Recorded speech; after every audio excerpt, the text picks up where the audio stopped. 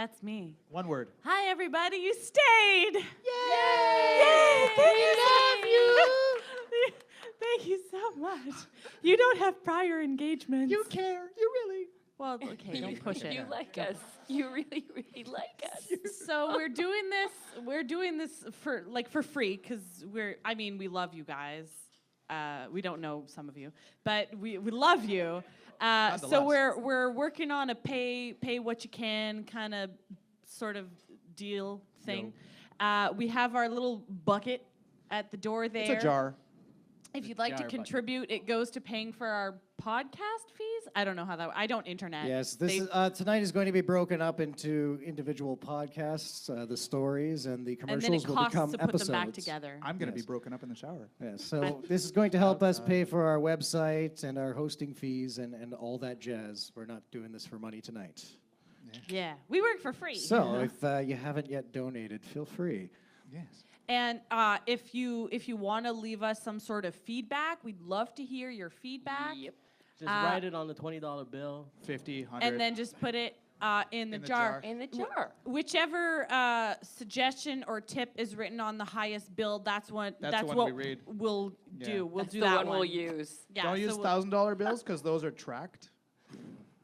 Yeah, that's hard to cash in. Yeah. So keep it under 100. But if Exactly. you really want to do over 100, maybe do it on several 50s. Yeah. That works That too. works really well. Yeah. Yeah, paper clip them together, just number them so we know in what order, or else it won't make sense. Yes. We have to number our pages very carefully because Carefully we can't wipe keep the track. cocaine off them. Wow, that escalated quickly. Usually does. I don't do the marijuana, okay? I'm not into that. Not talking about that. Anyway. Can you tell they're brother and sister? No. We're not related. Today. Today we're not related. What's next? Well, we're going to start off with one of our sponsors. Yes. Adventure in Your Ear is brought to you by Adipose Bakeries, the makers of Bubbly Brown. I don't think that's what was supposed to play. Nope. We're working on it. Feeling down? Has life kicked you in the naughty bits once too often? Lose your job, your house, your wife, your kids, your dog, your pet gerbil, the cockroach that used to nibble on your cereal in the morning? Live in a tent under a bridge behind your brother-in-law's house, and he's always telling you how much more rich and handsome and how he doesn't smell like a camel's rectum? Yeah, on the good days, then my ulcers flare up. You, sir, need... Bubbly Brown. I do. Sure do, fella. Bubbly Brown. Wow, that was weird. But Bubbly Brown is new from Adipose Bakeries, the makers of tasty tater nugs. Haven't people died from eating those? There's an ongoing investigation by the FDA. I done seen the paper. Shut your pie hole, Eric. How do you know my name? That's right. Eric Bubbly Brown. is made from natural sources, so you know it's good for you. Fine, what's in it? Glad you asked. You see, Bubbly Brown. is made from 17 different secret ingredients. Even we don't know everything that goes in it. That's what makes it natural. It's bottled directly from a bog in gorgeous Flint, Michigan. That's what makes it natural. You said that twice. Naturally. And it's Pete filtered. Isn't that right, Pete? They just break into my house in the middle of the night and steal my tap water. You slay me, Pete. Bubbly Brown. Is born from the confluences of a natural mountain stream and coal mine pool tailings. Ooh la la. Yummers! Wouldn't you be forced to contractually agree, Eric? My daddy died drinking coal mine pool tailings on a hot summer's day. He screamed first, a long howl. After his bowels expanded beyond the capability of his diaphragm to contain them, I'll always remember that loud pop. And then I was an orphan. Thanks for sharing that, Pete. Wow, that was intense. Just like the full-bodied taste of an ice-cold glass of Bubbly Brown, Eric. Take it away, ladies. Drink it down, bubbly brown. From Adipose Bakeries. Turn that frown, bubbly brown. That was a word from our sponsor.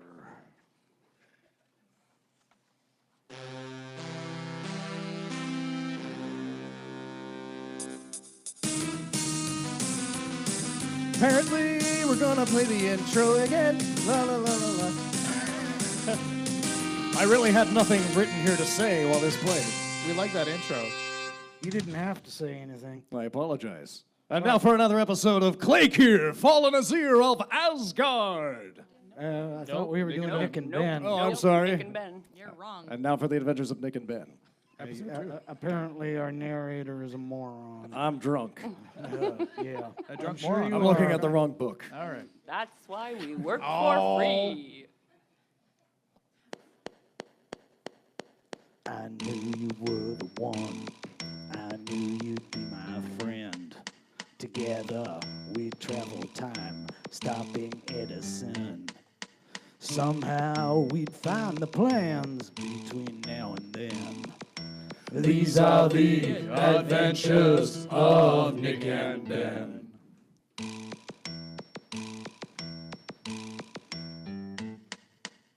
I have nothing this time. In our last episode, the evil Thomas Edison has just entered the historically accurate North Church in Boston, Massachusetts, in America, in the year 1790, September, approximately, after Labor Day. You can tell because no one's wearing white. Also, sunny and about 15 degrees centigrade. Skies were clear with low chances of rain, high visibility. Air pressure was at, about 101.325 kilopascals.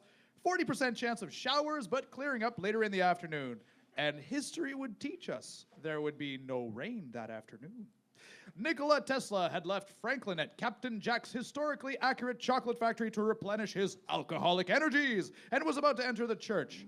All in all, a beautiful, carefree... Shut up. Just setting the scene. Get on with it. Oh.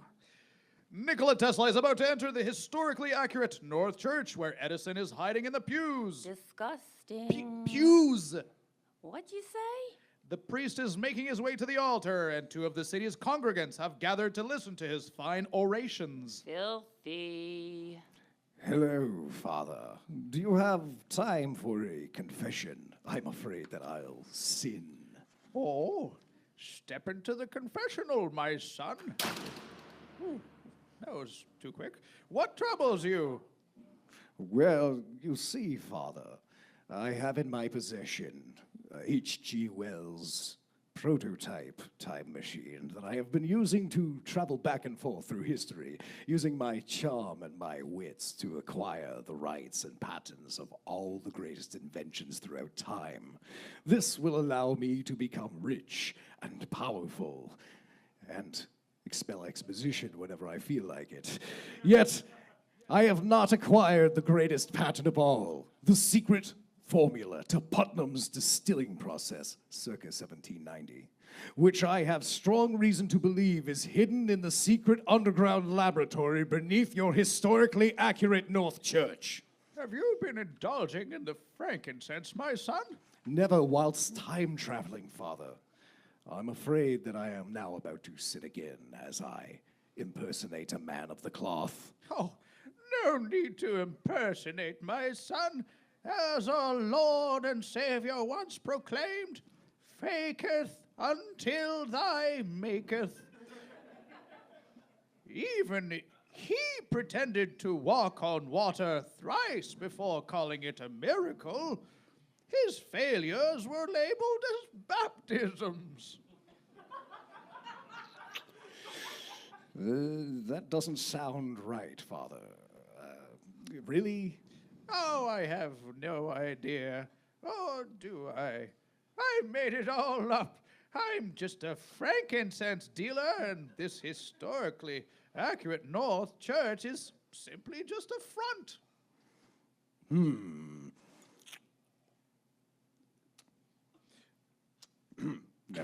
Narrator. What? Oh, having enough of his banter? Yes. Having enough of his banter, Thomas Edison... What? I'm too old for this. Thomas Edison knocks the dealer unconscious with a Bible. Oh, not me, you idiot. Stripping him and donning his vestments. Oh, Thomas Edison, what an expert at disguise you are. I do look bad in vestments. Florence, have you tried the new frankincense? It's from Nazareth. Oh, good. That stuff George Washington deals gives me migraines. I heard he cuts it with myrrh. That's why. Why, does the priest look different to you? Fatter, maybe. More evil. Than usual? Than ever, really. Perhaps. Perhaps not. Pass the frankincense.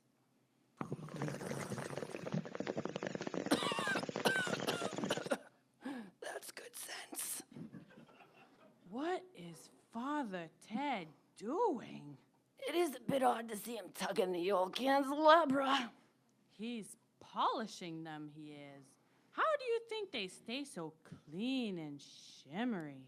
Shouldn't the altar boys be polishing them for him? Nah, it's kite day. They're out with old man Franklin doing his dirty work. I'd like to do his dirty work. Margaret, you floozy. While Margaret and Florence wax poetic, the evil Thomas Edison, now impersonating Father Ted, attempts to find the correct candelabra that will reveal the hidden entrance to the secret underground laboratory, all whilst giving a rousing yet unorthodox sermon. And I will quote from the book of Corinthians 2:3. And I was with you in weakness and in fear, and in such tremblings, and I pulled my candelabra. No. Let's try something else, shall we? Is he gonna polish all of them? How should I know? Book of Job 5:12. He disappointeth thy hands of the crafty, so their hands cannot perform in their enterprise. They meet with darkness in the daytime and grope in the noonday, as in the night, and gently pull the candelabra. Drat, not that one either. Never heard that passage before. He did that one at Christmas Mass a few years ago. Ezekiel 40:45. And he said unto me that this chamber whose prospect is towards the south is for the priests, the keepers of the charge, the house and their candelabra. No. Don Rabbit, Dag Nabbit, and Dog Gambit, I will not ever find the blamed thing. Curses, well, he does. Almost poetic, if it wasn't so blasphemous. I'll never find it, drat it all! In a rage, Thomas Edison slams his fists upon the altar. Well, that was easy. Suddenly, from the depths beneath the altar, a passage is revealed, and Thomas Edison descends into the darkness. Suddenly, the large double doors of the historically accurate North Church burst open as Nikola Tesla enters. Thomas Edison! Secret lab, here I come. Bye. Quiet, you Philistine. You're interrupting the wildest sermon we've ever had. Do you have any shame? Yeah, who are you then? I have to stop an evil man. Could you do it quietly? My frankincense is making me dizzy, and your roguish shouting isn't helping a bit. You tell him, Margaret. He's harshing our buzz. Speaking of which, could you feel the ball? This last batch is cashed. Where does the priest go? Who knows? Maybe that big hole under the altar? Past the frankincense. Again? That's a lot. Tassels, it's me, the zombified remains of Benjamin Franklin. Oh, look. It's Benjamin Franklin. can't be. He's wearing clothes. Hello, Margaret. If memory serves, I'll be seeing you in 20 minutes at Captain Jack's historically accurate chocolate factory. Save me some frankincense, will you? Tessels, outside now. What are you doing in there? You never followed my plan at all. You never gave me a plan. The plan was to go in there and beat the living pumpernickel out of him. He's in there acting like a priest. Listen here, Tessels. I've impersonated a priest. But if you go barging in there, at least, to beat up a priest, those two old ladies won't put out. Reanimated Benji needs his sexy time, okay? Follow me to the back, Tessels. I hate it when you call me that. Meanwhile, within the dank bowels of the church, evil Thomas Edison is lost in darkness, the secret altar door having closed overhead, trapping him in an obscure environment. Goodness, it's dark down here. Should have brought one of those candelabras. I don't know why that's funny. Maybe I can find my way using my voice. Echo! Echo! Echo! Echo! Go left. Go left. Ooh. You've done it again, Thomas Edison. You've done it again. You've just invented echolocation. Patent pending. Ah! A lit room up ahead. I shall go towards it forthwith. Hey, what's with all the racket? Oh, it's you, Father. Sorry. Yes, sorry. Karate chop! Glurk. Sorry. Now to don this young man's clothing so that I may pass off as a janitor. Truly I am a master of disguise. Ow! That stings. You're still conscious? Why did you slap me? I didn't slap you. I hit you with my patented Thomas chop. You're mean. That's gonna leave a bruise. What is it with you priests? Why are you always so violent? If you wanted to knock me out, why didn't you just use this candelabra? Ah, don't mind if I do. That'll do it. Glurk. Now to strip this young man and don his clothing. Are you still conscious? No. Good. Now at the back entrance of the historically accurate North Church of Boston, Massachusetts, 3:45 p.m. approximately. Still no sign of rain or heavy thunder showers, as expected. Reanimated Ben Franklin brings Tessels to the back door. Now, like all good Boston vessels, Tessels, the entry is to the rear. My goodness, what an ornate stained glass window. Must have cost a fortune. Egad, man, is that Oh, yes. Two naked chicks doing it. on a kite Obviously. in a thunderstorm? Naturally. And dare I ask, whom are all these men holding the string? Nephews. Nephews? Nephews. I do not understand. They're cheap labor, Tessels, and they're the perfect height Perfect height for what? for flying kites. Trust me, man. I have this down to a science. You, my friend, are mad. And drunk. Let's go in. Where is the key? There is no key. Finding no logical or scientific method of entry from the outside, Tesla punches out the stained glass window. You broke my stained glass. Tessels, you idiot. Do you have any idea how much that cost? Maybe in your time 3 shillings is chump change, but in mine it's 2 months' wages. But you said there was no key. The door was unlocked. You keep the entrance to your secret laboratory unlocked? It's in a church in 1790. Who breaks into a church? Come on. You owe me 2 naked chicks doing it on a kite in a storm held by 12 nephews. And where am I going to find such a specifically detailed stained glass window? Montreal. What? What? No time. Get in the lab. We have a confrontation ahead of us. Will Franklin stop Edison in time? Will Edison steal the patents? Will Tesla. ever front the money for a new pornographic? Autistic. Whatever, a new stained glass. Join us next time for the next rousing episode of Nick and Ben, titled Putnam on the Fritz.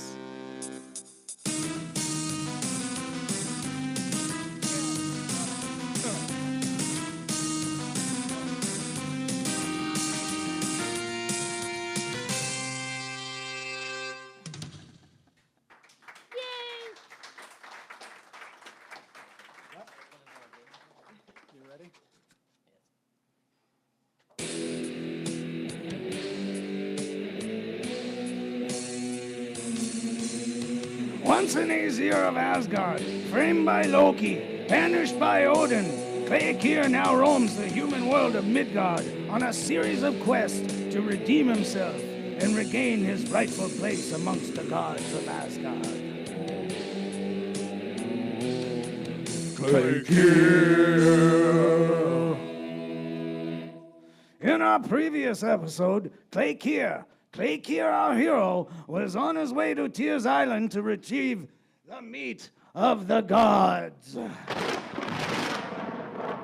Now Kleykir finds himself adrift on the gray northern seas, swayed about by choppy waves. To make matters worse, he has lost both his oars. When did I have oars? The oars, they make your boat move. Oars always make my boat move. Hi! Ah! Suddenly, a creature emerges from the depths. What appears above the waters looks like a man, but if you sneak a peek below the waves, let's just take a look. Ah, fish! What? I said hi! Hi! I'm not talking to you. I'm talking to the disembodied voice. Okay. Only you can hear me, Kleykir. Seriously? So everyone thinks I'm crazy. It would appear so. So, are you crazy or just sunstroked? I don't know. I'm talking to a fish person. Am I? What are you even? Yes, I'm Dawn, the mermaid. You mean merman, right? Maybe perhaps mer-person. I don't know, you're on your own. You yaks bastard. Not merman, not really mermaid. Sometimes I am a bit tentacly, but in this part of the ocean, all mer-persons are gender fluid, sorta kinda. Everything here is pretty fluid, really. Well then, feel free to share my crap bucket. I used to relieve myself. That's okay, thank you, but the entire ocean is my bucket. One more drop in the bucket, as they say. Don't drink the water. Right. Got it. That's fine. Your fish gender wounds me not in any fashion. Gotta be politically correct here. I shall find other reasons to file contempt of your person. So, what brings you to this part of the pond? I am on a quest to retrieve the meat of the gods. I learned that from a seer. I am headed to Tyr's Island, where it may be, I don't know. In truth, I find myself lost without oars or whores, and adrift in this endless sea. Might it be possible to request your assistance towards the shore? A little nudge or perhaps a tow? Oh, sure. Anything for my good friends. Aye. Friends. Plural. Yes. As in there are additional fish persons who find your pleasure in your awkward company. Sadly, no. I'm mostly alone. Yeah, that figures. As I doggy paddle you to Tyr's Island, let me regale you with my literal lifetime tale of woe. I wish you wouldn't. Which is long and sad Of and course. super boring. Well, if you It all must. began 2,678 and a half years ago in the tropical ocean seas of the Atlantic, right by what was then Atlantis, and is still Atlantis, because it has not sunk yet. Wait, Atlantis is gonna sink. Well, given enough eons, everything becomes part of the sea floor, especially if you don't modernize that sewer system. I'm looking at you, Mayor of Atlantis. Oh, you mean Atlantis Miracet. I hate that guy. Merperson. Whatever. Isn't it ironic that Atlantis has merpersons even if they haven't sunk yet? Nope, moving along. Yes, we are moving along quite swiftly. Not fast enough. So anyway, I was born to a mer king who had a little too much salt in his diet and couldn't keep his fin tucked and ended up in a crazy trident adventure with a kraken, my mom. Boy, she was a looker. Anyway, after my daddy fell hook, line, and sinker for my crack mom, they had a me. Oh, gods. That explains everything, doesn't it? Nope, not everything. There's more. Oh. After talking for what seemed like hours, maybe even days, possibly months, it would seem that the strange mer creature's tail was finally beginning to taper off, reaching the semblance of an ending. Hopefully. So, as it turns out, since I am half kraken, Right. my psychofish, or was it my psycholofish? I don't know. Says I need to keep my cool, or else I may just turn into mother. But enough about me. What about you? I don't even know your name, friend. Oh, I am Kleykir, fallen as heir of Asgard, banished by So Odin. wait, why do you have a Celtic accent if you're from Norway? I'm not from Norway. I'm from Asgard.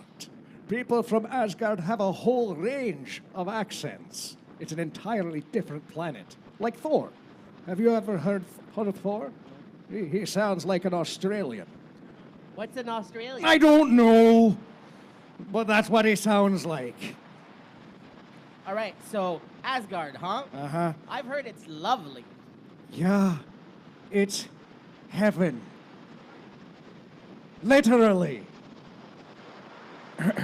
So, as I was saying before I was so rudely interrupted, I am Kleykir.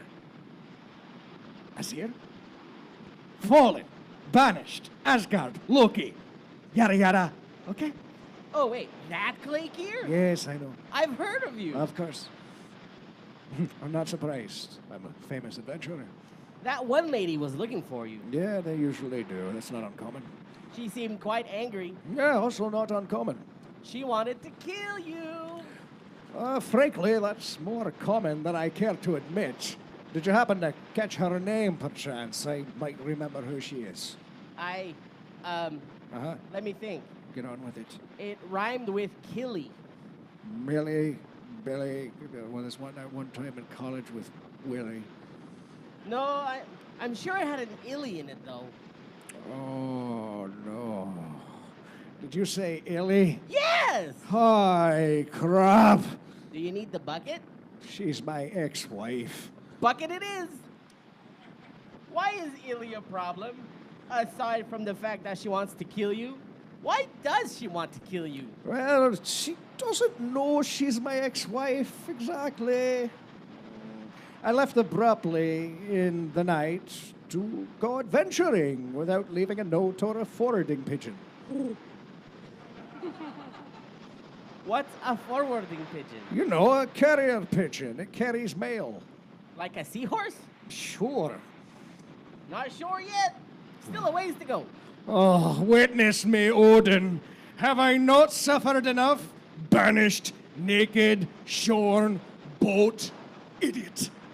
Oh, how the mighty have fallen. You wife-abandoning blowhole. Hey, it's served me well so far. Says the guy banished from heaven, naked and shorn in a boat, without oars. Or oars. Or a map. Listen here, fish stick. Mermaid. Surf and turf. Muscless bastard son of a blobfish. Listen here, you half kraken, half mutton. Sorry excuse for an LJ can eat snow crab leg buffet. I traded that musk and a few pubes for this boat. Now start shaking that fat fin of yours and get me to Tears Island before I skin you into a new cod piece. I told you I had body issues. I wasn't listening. I trusted you with that information. Whatever. You traitorous git. I thought we were BFFs. Hell no. Oh, now you've gone and done it. Suddenly, in a fit of blind rage, a merfriend transforms into a monstrous monster, the legendary Kraken. Finally, I get to kill something. Join us next time. Oh, no, you don't. After putting up with all of this chatter and caterwauling, I demand the right to rend its entrails and make a pelt of its skin. Join us next time, long after this battle of epic proportions, which one day shall echo throughout the halls of Asgard as a Norwegian death ballad for the ages. Inflaming the hearts of Aesirs for generations to come. But look at the time, we have to go. Join us next time for Kleykir, Fallen Aesir of Asgard, in illy-fated tears. I hate your disembodied guts.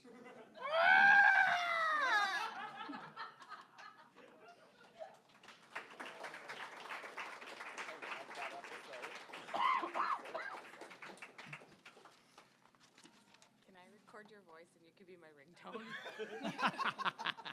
Can that be my ringtone? Yeah, no one can I'll do it just like go him. back clear. I will never miss a call again. Moving on. Buckshot. It was a wormhole floating around Uranus. It was a wormhole. Somehow it sucked me in. Now my beer is getting warm and flat. The computer is my mom. And I just smoked my last cigarette. And I still can't find the John. Oh, space is so dark. Robots are trying to kill me. Oh, space is so dark. I can't see anything. Oh, space is so dark. Gotta get back to 1950. Oh, space is so dark. Space is so dark. On our last... You done? On our last episode, the dashing, daring, totally out of his depth, Captain Shotner was pulled into a glittery hole thingy, disappearing from the known solar system. On the other side of the hole, where he emerges unscathed, a space battle rages. Small, agile ships intertwine in a ballet of destruction and chaos, firing colored rays at each other as if that were even physically possible. Shotner watches from his stalled ship, an unwitting spectator to the life and death struggles between a vast, dark power and those who would oppose it. In the background, like an enormous black toad, a ship of impossible girth is targeted by smaller, brownish crafts. But lo, it is advancing toward Shotner.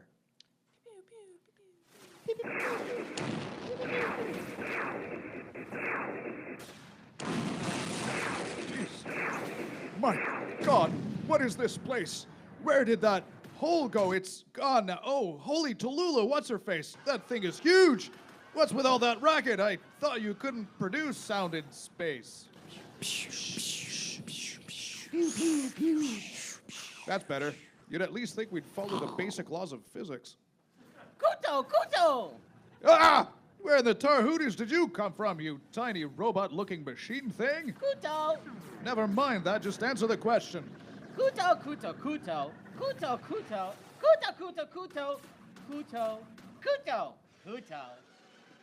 What? You're the ship's navigation system and you were tasked in hiding the ship from the Einpower Corporation? Oh, you just can't talk while you inhabit this robot.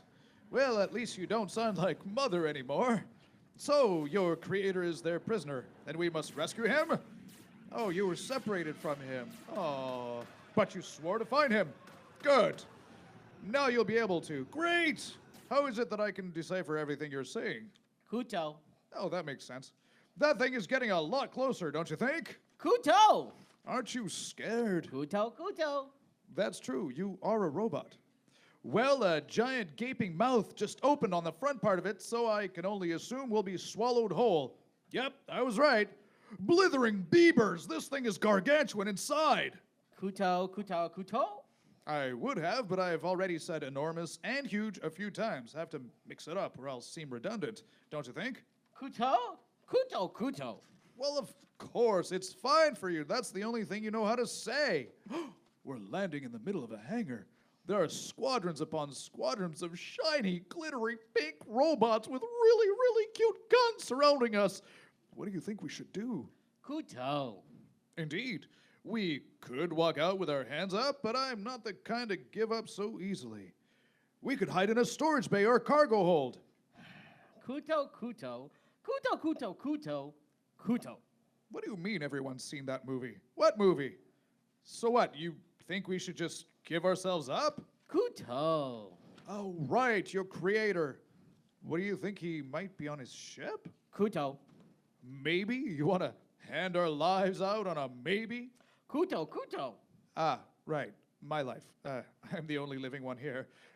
Wait, a real live person is approaching the ship. Oh, what a horrible sense of style. Did a 5-year-old dress her? It's as if a teenager had thrown whatever mismatched clothing she had on a hand on her back without a care in the world about fashion sense. Kuto?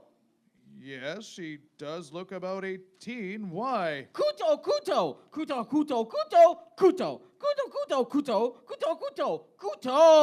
Whoa, slow down. What do you mean that's Princess Sulky Teen?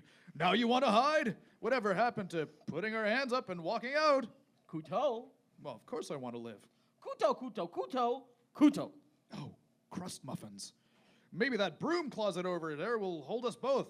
Just get this stuff out of there. Maybe squeeze, like, yeah, on the floor. Yeah, just dump it. Yeah, okay. Ow. Are you comfortable? Kuto. Right, robot. Okay, I don't know what you're playing at, but I hate being left waiting, you jerk. Where are you? Don't say anything. Kuto. Really? The broom closet? Are you mental? Will you come out on your own, or do I have to get my robots to blast you to irresolvable particles? Does that hurt much? It's only excruciatingly painful. You cannot imagine the pain. I could describe something super owie to you, and it wouldn't even come close. Get the hell out. You have until the count of now. Okay, now. Oh! How did you locate me? That was the perfect hiding spot. Gee, I don't know. Maybe it was the pile of mops, brooms, and assorted junk you left in front of it. Are you deranged? What's that thing? Vacuum cleaner? That's the weirdest looking vacuum cleaner I've ever seen. It's the vacuum of space. Yeah, it gets really dusty out there in space. Need a good vacuum for that. That is the most idiotic thing I've heard in a long time. Whatever, come on. Where are you taking me, you wretched creature? That is no way to treat your host. You have terrible manners, whoever you are. Captain Buck Shotner, miss. Well, Captain whatever. Call me Princess Sulky Teen. Better yet, call me Princess. No, you know what? Don't call me. That'll be better for everyone concerned. Come on already. We don't have all day. Oh, big date tonight? You have to get ready, I presume. Pick a nice amalgam of heteroclit mismatched garment pieces or some such? That's super sexist. Well, no, I mean, I've got stuff to do, you know? Right, like a pressing engagement. Just forget it. Okay, let's go. To your previous commitment. Just drop it, all right? Sorry, just drop me off on the way. On the way to where? Well, this meeting of yours, I don't want to get in the way. Have you ever been shot? Yes. Did you enjoy it? It was the most painful thing I've ever had done to me in my life. Would you like to have it happen again? Soon? Very soon. Well, that depends on where you want to shoot me. On this ship, this very moment. If you don't shut up and follow me, I swear to Dad, I will kill you. Oh, well, in that case, sure. Let's go, as long as it doesn't bungle up your plans. Ugh. Oh, why, hello, pink robot-type mechanical devices. What can I do for you? Follow the princess. Roger Wilco.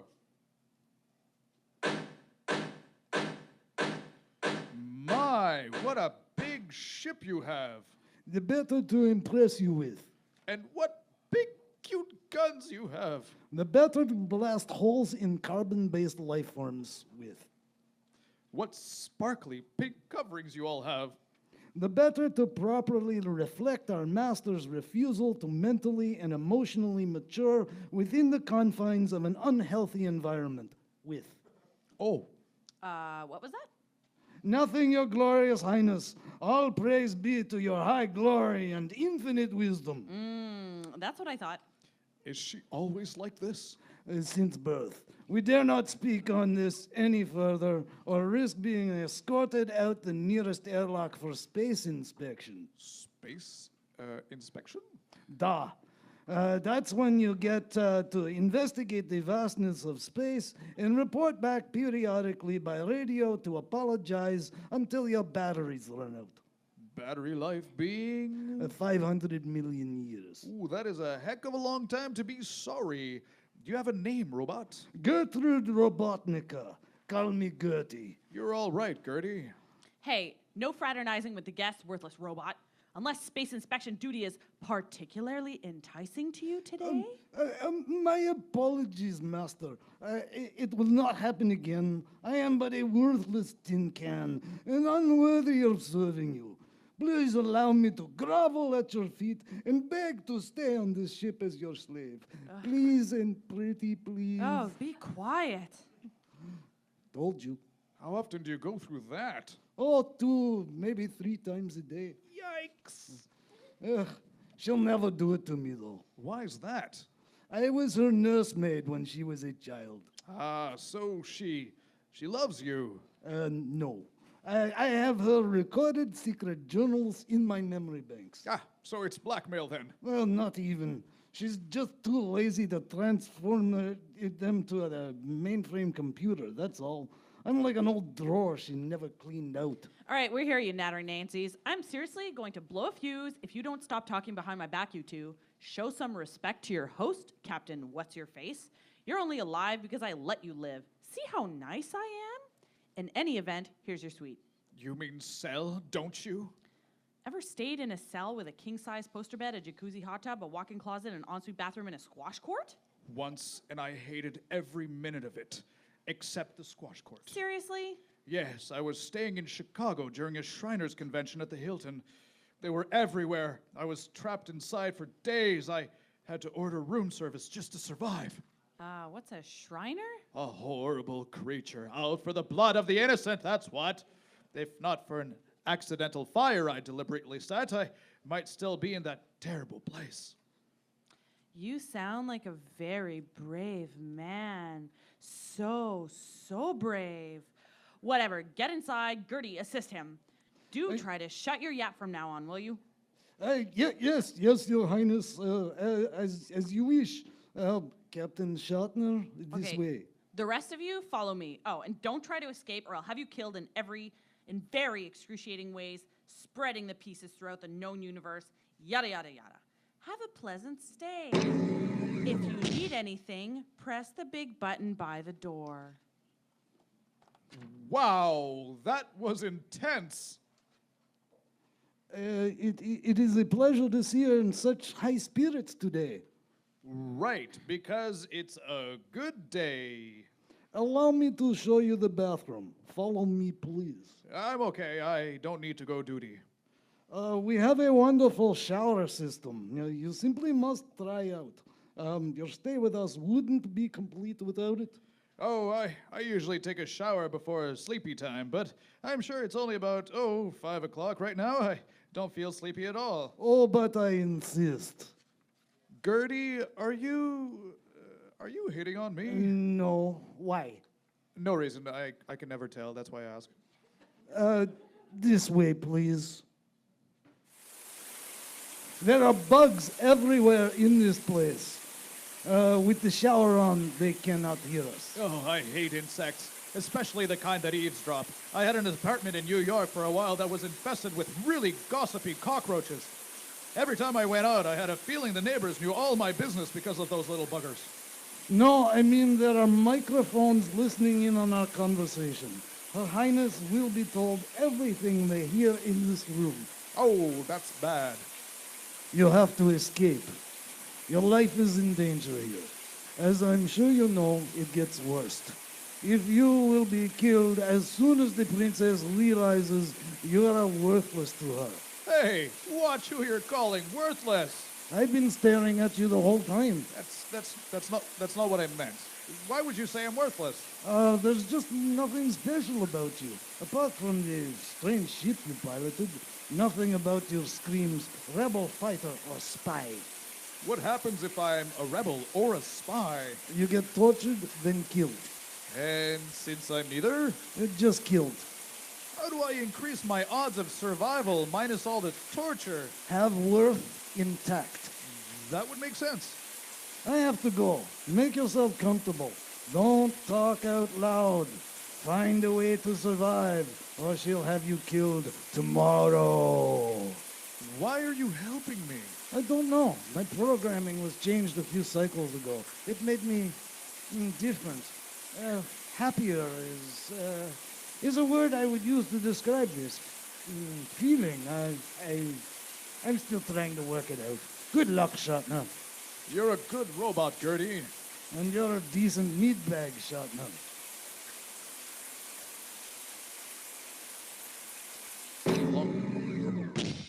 Might as well turn off the shower now that the robot is gone. Already. Yes.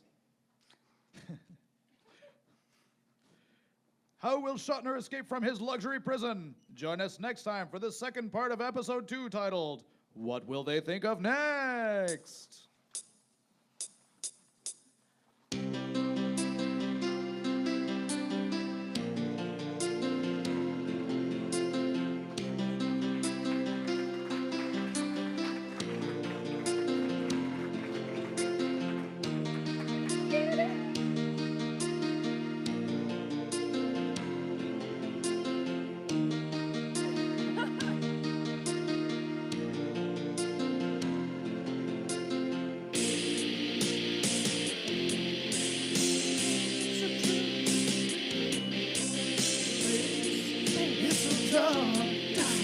I can't see anything on space.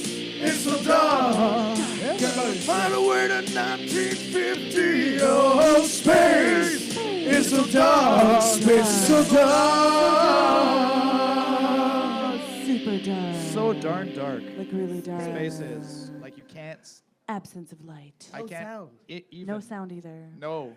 No It's oxygen. silent and dark. I've been It's a told really it boring smells. place. We've run out of script. Hey! Thank you, everybody, for coming out tonight. Thank you for those who donated to us. the audience! We appreciate it so much, and we hope once it launches online, you will check this out. Arigato! Oh, and sorry, one last thing. My son told me to do this. That's so when he sees the video, he knows I said it for him. He actually. He's told me to 4. do it. He's 4. Yeah, He's 4 years old. He's 4 years old. That's it. That's all. Thank you. This is a real thing.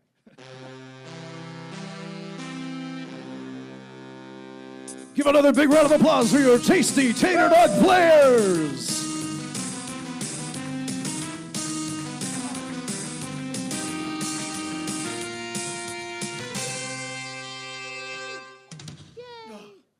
That's it. Damn, it's hot up here.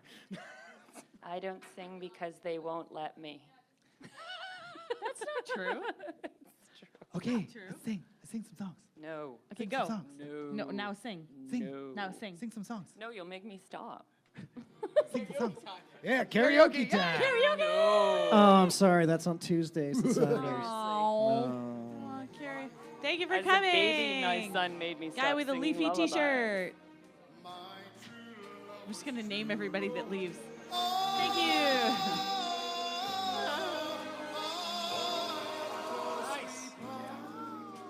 Squeeze in. Get all. Get back here. Who escaped? Kudo. Kudo, we need a selfie. Kudo, kudo. Kudo to the front, please. Kudo, can I?